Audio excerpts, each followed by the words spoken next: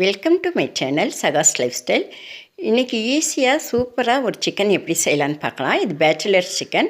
சமைக்க தெரியாதவங்க கூட இந்த சிக்கனை ஈஸியாக செய்யலாம். கடாயை வச்சு எண்ணெய் ஊற்றிக்கலாம். நான் நல்லெண்ணெய் ஊற்றிருக்கேன். எண்ணெய் சூடானதும் சிக்கனை போடலாம். சிக்கன் இந்த எண்ணெயிலேயே வதங்கி சுருண்டு வரணும்.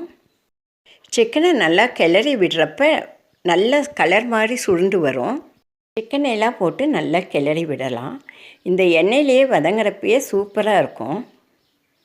சமைக்க தெரியாதவங்க கூட சமைக்கணும்னு ஆசைப்படுறப்ப இந்த மாதிரி ஈஸியான சிக்கன்லாம் செய்யலாம். ரொம்ப ரொம்ப ஈஸியானது.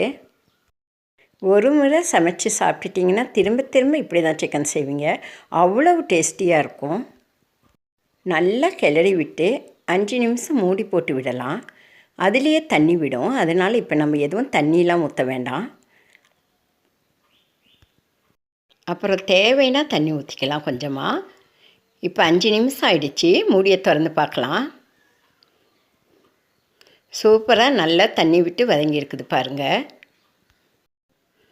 நல்லா கிளறி விடலாம். இது கொஞ்சமாக உப்பு போட்டால் போதும். ரொம்ப கொஞ்சமாக போட்டாவே சுண்டுறப்ப கரெக்டாகிடும். ரொம்ப கொஞ்சமாக தேவையான அளவு உப்பு போட்டு கிளறி விடலாம். நல்லா கலந்து விடலாம். இதுக்கு கொத்தமல்லி, சீரகம், மிளகு வீட்லேயே வறுத்தரைச்சி பொடி செஞ்சு வச்சுருக்கேன். பேச்சுலர்ஸ்லாம் நாங்கள் எங்கே இந்த பொடியை வறுத்து அரைக்கிறதுன்னு யோசிப்பீங்க.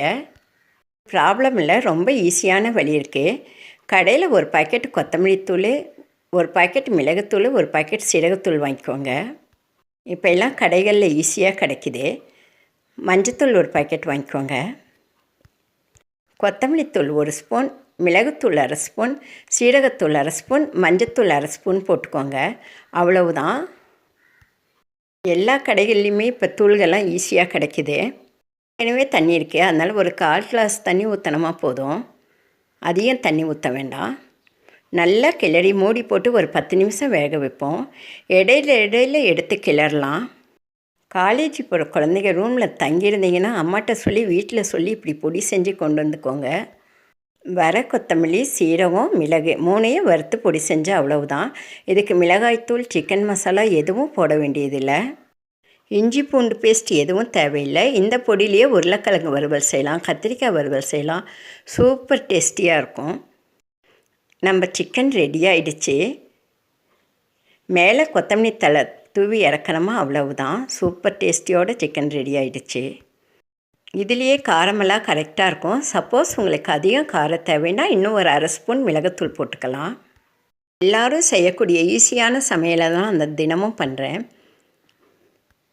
என் வீடியோவை லைக் பண்ணுங்கள், ஷேர் பண்ணுங்கள், சப்ஸ்கிரைப் பண்ணுங்கள், கமெண்ட் பண்ணுங்கள்.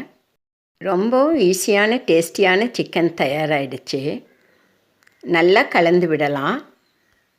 இந்த சிக்கனை செஞ்ச உடனே வீட்டில் இருக்கிற குழந்தைகள்லாம் இதெல்லாம் காலி பண்ணிடுவாங்க.